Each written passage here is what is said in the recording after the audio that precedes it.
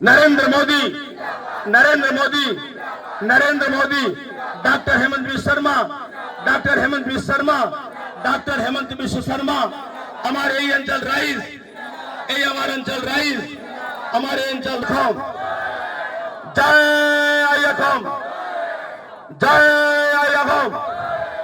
धन्यवाद।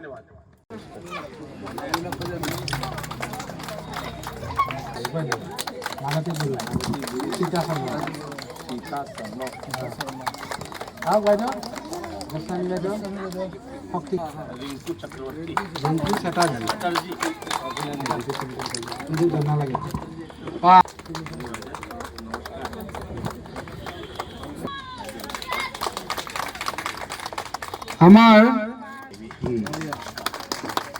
আৰু আমাৰ 4 নং বুথত আৰু লগতে যেহেতু আপোনালোকে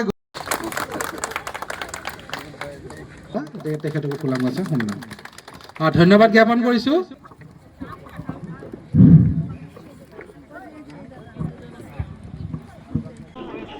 এইটো অনুভৱ আপুনি কৰিলে মই অনুভৱ কৰি আছোঁ। বৰ আৱেগিক হৈছোঁ, ৰাইজৰ সহায় সঁহাৰি পাইছোঁ, ৰাইজৰ আশীৰ্বাদ পালোঁ, ৰাইজৰ মৰম চেনেহ পাইছোঁ, খুবেই ভাল লাগিল। আৰু মই এইটো দেখিয়ে মই নিশ্চিন্ত হৈ গৈছোঁ কি ভাৰতীয় জনতা পাৰ্টি প্ৰাৰ্থী বিজয় নিশ্চিত। যেহেতু সকলোৰে আশা থাকে গুৱাহাটীখনক লৈ এটা নিজৰ ধৰণে নিজৰ পৰিকল্পনা থাকে, আপোনাৰ কি পৰিকল্পনা আছে, আপোনাৰ কি সপোন আছে? পৰিকল্পনা কথাটো ক'ব যদি যাওঁ, 15টা ৱাৰ্ড আছে, 15টা ৱাৰ্ডত এটা মিনি ষ্টেডিয়াম হ'ব লাগে, প্ৰতিটা ৱাৰ্ডত এটা মিনি ষ্টেডিয়াম হ'ব লাগিব। তাৰপিছত আমাৰ অঞ্চলত যিটো কৃত্ৰিম বান্ধৰ সমস্যা আছে সেইটো অতি শীঘ্ৰে আমি দূৰ কৰিব পাৰোঁ।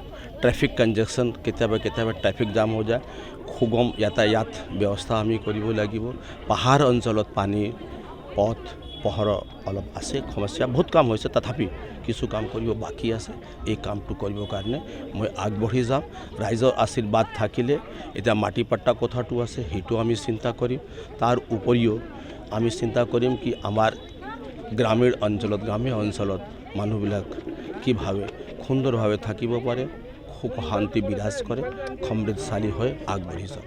আপুনি পূৰ্বতে অঞ্চলক এটা পৰ্যটনৰ ক্ষেত্ৰত হয়, আজি চাওক ইমান ধুনীয়া ঠাই আপুনি নাপাব। 11 নম্বৰ 12 নম্বৰ 13 নম্বৰ এই 3টা ৱাৰ্ড ইমান সুন্দৰ এটা জগত, সুন্দৰ ঠাই।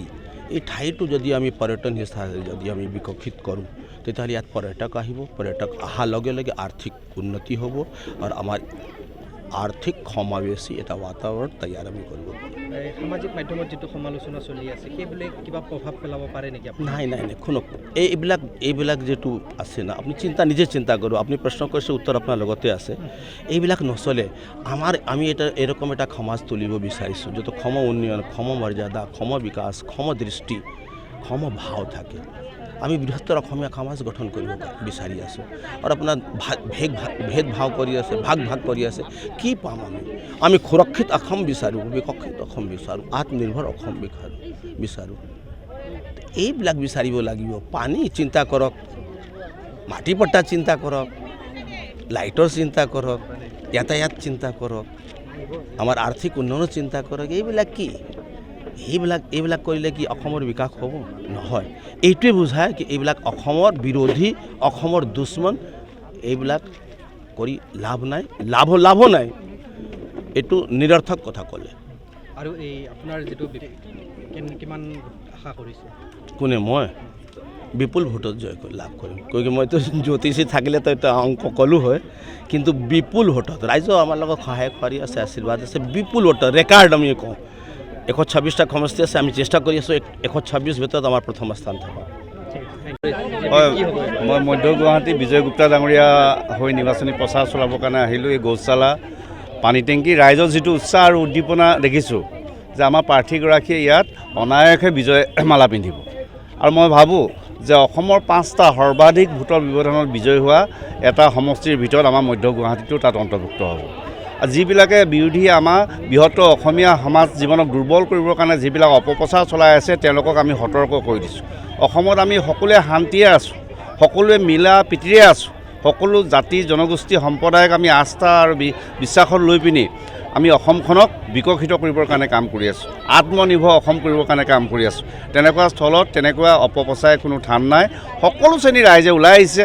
ডক্টৰ হিমন্ত বিশ্ব শৰ্মা ডাঙৰীয়া চৰকাৰ, নৰেন্দ্ৰ মোদী ডাঙৰীয়া চৰকাৰে আমাৰ সকলোকে আস্থা আৰু বিশ্বাসত লৈ পিনি এখন আত্মনিৰ্ভৰ ভাৰত আত্মনিৰ্ভৰ অসম গঢ়াৰ যিটো যাত্ৰা এই যাত্ৰা আমি আগলৈ আৰু আগবঢ়াই নিব যাতে পাৰোঁ য'ত নিবনুৱা যুৱক যুৱতীক যাতে আমি কৰ্মসংস্থাপন যাতে সৃষ্টি কৰিব পাৰোঁ বৃদ্ধি কৰিব পাৰোঁ তাৰ বাবে লক্ষ্য ঠিক কৰা হৈছে যোৱাবাৰ 1 লাখৰ ঠাইত আমি 1,65,000 পাৰ কৰিলোঁ এইবাৰ 2 লাখ চৰকাৰী নিযুক্তিৰ কথা কোৱা হৈছে 10 লাখ নিবনুৱা যুৱক যুৱতীক আত্মনিৰ্ভৰ অসম আঁচনিৰ যোগেদি উপকৃত কৰিবৰ কাৰণে লক্ষ্য ঠিক কৰা হৈছে গতিকে সেইধৰণে আমাৰ গুৱাহাটী মহানগৰ থকা এই মধ্য গুৱাহাটী ইয়াত বিভিন্ন ধৰণে যাতে ইয়াত উপাৰ্জনৰ যাতে ক্ষেত্ৰ যাতে হয় নিযুক্তি যাতে সুযোগ সুবিধা হয় মানুহৰ জীৱন সম্পত্তি যাতে নিৰাপত্তা যাতে সুনিশ্চিত হয় মানুহৰ আস্থা বিশ্বাসৰ এখন যাতে অসম হয় মধ্য গুৱাহাটী হয় তাৰ বাবে এই যাত্ৰাই আৰু অধিক সবল কৰি তুলিব বুলি আমি আশা ৰাখিছোঁ ৰাইজে যি ধৰণে আঁকোৱালি লৈছে এই ধৰণে যদি অহা আমাৰ যাত্ৰা 7 তাৰিখলৈকে প্ৰচাৰ অভিযান আমি নিয়াৰিকৈ চলাওঁ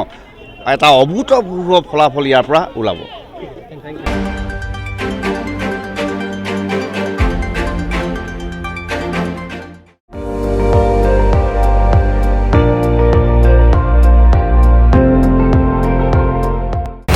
আপুনি চাই আছে ND24 সৰ্বশ্ৰেষ্ঠ নহয় সৰ্বোত্তমৰ দৌৰত